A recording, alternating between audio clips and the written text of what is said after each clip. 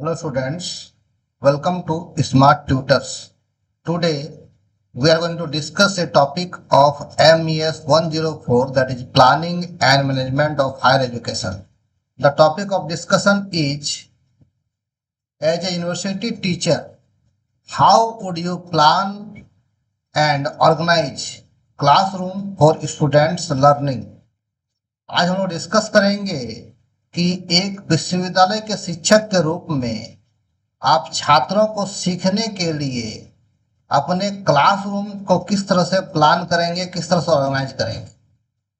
तो सबसे पहले समझते हैं कि क्लासरूम को ऑर्गेनाइज क्यों करना है। एज यूनिवर्सिटी टीचर हमारे पास जो स्टूडेंट होंगे वो सीनियर स्टूडेंट होंगे, वो ऑलरेडी स्कूल में 12th तक की पढ़ाई करके आए हैं और उसके बाद यूनिवर्सिटी में उनका एडमिशन हुआ है, तो ऑलरेडी वे कुछ ना कुछ सीखे हुए हैं और इस उम्र में स्टूडेंट काफ़ी एग्रेसिव होते हैं। साथ ही उसमें नई चीज़ों को सीखने की जिज्ञासा, क्यूरियोसिटी बनी रहती है। तो इसलिए एक यूनिवर्सिटी टीचर को इस तरह से सिखाने के लिए अपने क्लासरूम को ऑर्गेनाइज करना पड़ेगा कि टीचर का टीचिंग जो है वो स्टूडेंट के लर्निंग के लिए बहुत ज़्यादा इफेक्टिव हो, साथ ही स्टूडेंट उसको सीखने में अपनी रुचि, अपना इंटरेस्ट दिखाए और स्टूडेंट उसको सीखने में अपनी सहभागिता दें, मतलब वे अपनी भागीदारी दें, अपना इंगेजमेंट दें, कि पार्टिसिपेशन दें कि स्टूडेंट सीख रहे हैं। अगर ये 3 चीज़ें आएगी कि हमारा टीचिंग इफेक्टिव होगा, स्टूडेंट में इंटरेस्ट आएगा और स्टूडेंट में पार्टिसिपेशन होगा क्लासरूम में, तो टीचिंग करना यूनिवर्सिटी लेवल पर आसान हो जाता है। टीचर अच्छे से समझा सिखा पाता है और बच्चे, स्टूडेंट अच्छे से समझ और सीख पाते हैं। तो एक यूनिवर्सिटी टीचर को टीचिंग के लिए क्लासरूम का ऑर्गेनाइज और प्लानिंग करने के लिए कुछ इंपॉर्टेंट पॉइंट्स को ध्यान रखना पड़ता है। उस पॉइंट्स का डिस्कशन करेंगे। इसमें सबसे पहला पॉइंट है स्पष्ट उद्देश्य का निर्धारण करना। सबसे पहले एक टीचर को जो यूनिवर्सिटी में टीचिंग करते हैं उसको इस बात का ध्यान रखना होगा कि हमारे पढ़ाने का उद्देश्य क्या है, सिखाने का उद्देश्य क्या है। उद्देश्य केवल ज्ञान देना हो सकता है, उद्देश्य ज्ञान के साथ साथ कुशलता बढ़ाना हो सकता है और ट्रेंड करना हो सकता है, स्टूडेंट को किसी प्रोजेक्ट को तैयार करना हो सकता है, कोई भी उद्देश्य हो सकता है। तो जिस उद्देश्य के लिए टीचिंग कराया जा रहा है उस उद्देश्य को पहले हम सोच लें कि हमें क्या करवाना है। ऐसा ना हो कि क्लास में जाने के बाद डिसाइड करें कि आज क्या करना है, तो गड़बड़ हो जाएगा। उसको पहले से ही डिसाइड कर लेना पड़ेगा कि हमें क्या करवाना है और स्टूडेंट भी उस बात के लिए प्रिपेयर रहें कि आज हमें ये सीखना है। तो इससे टीचर का और स्टूडेंट का दोनों का दृष्टिकोण स्पष्ट होता है, दोनों क्लियर होते हैं कि आज क्या सिखाना है और आज क्या सीखना है। उद्देश्य को मापने योग्य और प्राप्त करने योग्य बनाया जाना चाहिए, मतलब जिस चीज को हम सिखाना जा रहे हैं, सिखाने के लिए प्रयास कर रहे स्टूडेंट को, सिखाने के बाद उसका इवैल्यूएशन कर सके हम कि स्टूडेंट ने क्या अचीव किया और कितना अचीव करना चाहिए था। इससे हमें समझ में आएगा कि हमारा किया गया कार्य कितना सफल हो पाया। पॉइंट नंबर 2 है इसमें सेलेक्टिंग कॉन्टेंट्स एंड रिसोर्सेस। पाठ्य सामग्री और संसाधनों का चयन करना। हम जिस सब्जेक्ट को या जिस टॉपिक को पढ़ाने जा रहे हैं या सिखाने जा रहे हैं या स्टूडेंट को ट्रेनिंग देने जा रहे हैं, उसके लिए जरूरी है कि उससे रिलेटेड बुक्स इकट्ठा कर लें, उससे रिलेटेड कोई आर्टिकल हो, कोई केस स्टडी हो, कोई मल्टीमीडिया वीडियो अवेलेबल हो या कोई डिजिटल इंस्ट्रूमेंट हमारे पास अवेलेबल हो, रिसोर्सेज जो भी रिलेवेंट होंगे उसको इकट्ठा कर लें, ताकि जब हम टीचिंग करेंगे साथ में उन चीज़ों को जोड़कर टीचिंग को और इफेक्टिव बनाया जा सके, स्टूडेंट उसमें इंटरेस्ट ले। साथ ही इन चीज़ों को स्टूडेंट के साथ शेयर भी कर सकते हैं ताकि वे घर में भी इस चीज को देखें और समझें।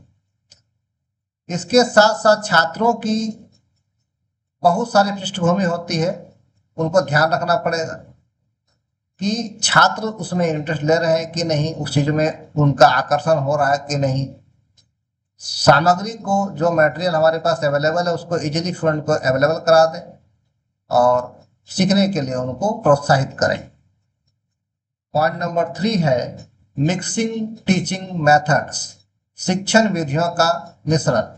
शिक्षण की बहुत सारी विधियां हैं, उसमें एक लेक्चर है, एक क्वेश्चन आयर है, एक ग्रुप डिस्कशन है, एक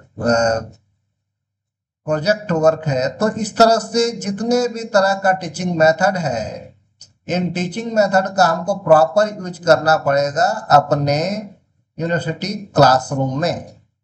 क्यों? क्योंकि हर टीचिंग मेथड एक साथ यूज नहीं हो सकता, या एक या दो से ज्यादा टीचिंग मेथड को कंबाइन करके भी यूज किया जा सकता है।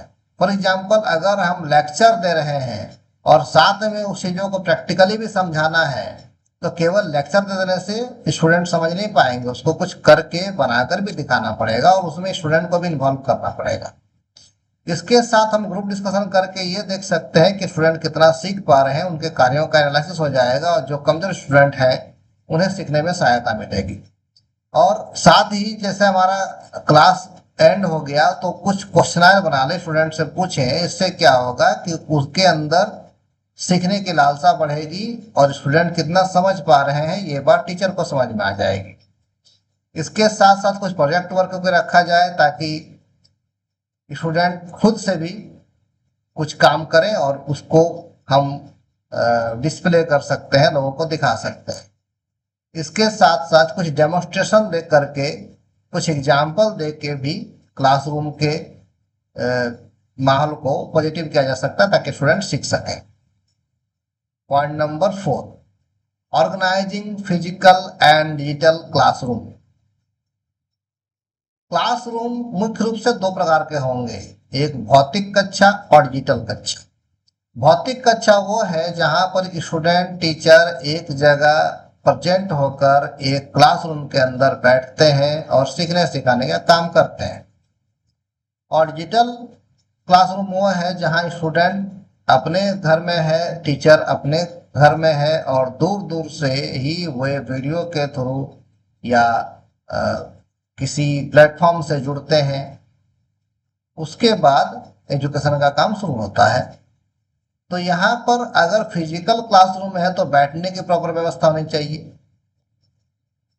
रूम का जो है टेम्परेचर मेंटेन करने के लिए सही से फैन और कूलर की व्यवस्था होनी चाहिए ताकि गर्मी या ठंडा को एडजस्ट किया जा सके और स्टूडेंट को सीखने में बैठने में परेशानी ना हो। साफ सुथरा क्लासरूम होना चाहिए।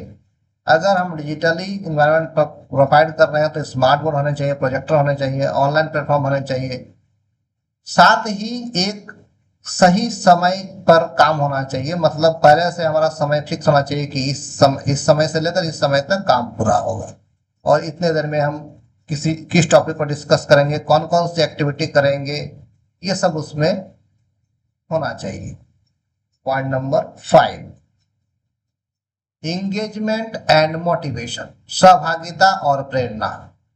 सहभागिता और प्रेरणा का मतलब है कि स्टूडेंट और टीचर मिलकर एक दूसरे को सपोर्ट करें सीखने सिखाने में। स्टूडेंट सीखने के लिए तैयार हो और टीचर सिखाने के लिए तैयार हो, यहाँ सहभागिता दिखती है।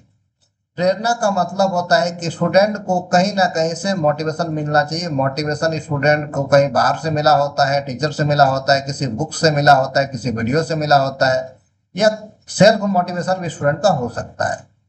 तो इसके लिए think pair share, role play, case study जैसी टेक्निक का उपयोग किया जा सकता है। वास्तविक जीवन से जुड़ा हुआ कोई एग्जाम्पल लिया जा सकता है।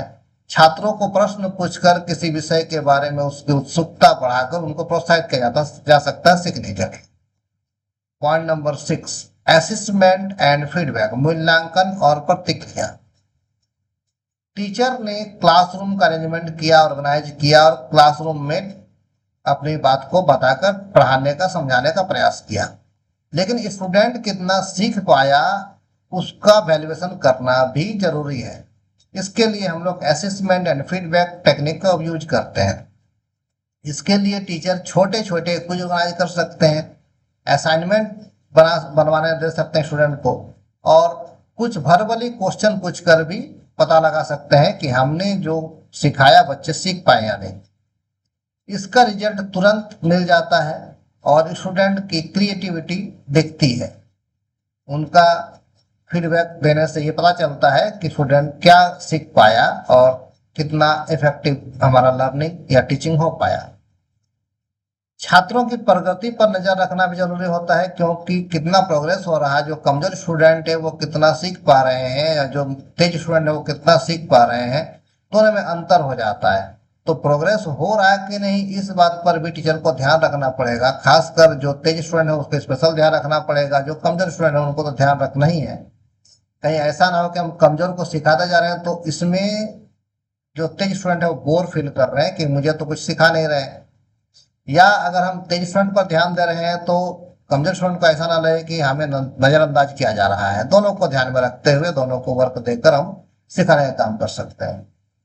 अल्टीमेटली हम कंक्लूजन पर पहुंचते हैं कि एक यूनिवर्सिटी टीचर के रूप में केवल टीचिंग करना और क्लासरूम से निकल जाना काफी नहीं है, बल्कि टीचिंग करने के लिए उन स्टूडेंट को हैंडल करना जो ऑलरेडी 12th तक की पढ़ाई किसी स्कूल से कर कर आए हैं, उनका ऑलरेडी कुछ नॉलेज है। तो हर स्टूडेंट का सोचने समझने की क्षमता अलग अलग होती है। तेज स्टूडेंट अलग तरह के सोचते हैं, कमजोर स्टूडेंट अलग तरह के सोचते हैं, मीडियम स्टूडेंट अलग तरह के सोचते हैं। तो हमें सबको समझना पड़ेगा और उनके अकॉर्डिंग हमें वहां पर ऑर्गेनाइज करना पड़ेगा कि जो जो मटेरियल चाहिए उस मटेरियल से क्या हो कि उसे सीखने में सुविधा हो, उसको इंटरेस्ट लगे, वो चीजों को समझ पाए और प्रैक्टिकली कामों को कर पाए। इससे समझ में आता है कि हमें यूनिवर्सिटी टीचर के रूप में बहुत सारे कार्य करने पड़ते हैं, प्लानिंग बनाना पड़ता है, उसको ऑर्गेनाइज करना पड़ता है, उद्देश्य को पूरा करना पड़ता है। केवल ज्ञान दे देना काफी नहीं, बल्कि उसका रियलाइजेशन क्या स्टूडेंट कर पाएंगे ये इंपॉर्टेंट है। आई थिंक ये वीडियो आप लोग को पसंद आया होगा। Thanks for watching.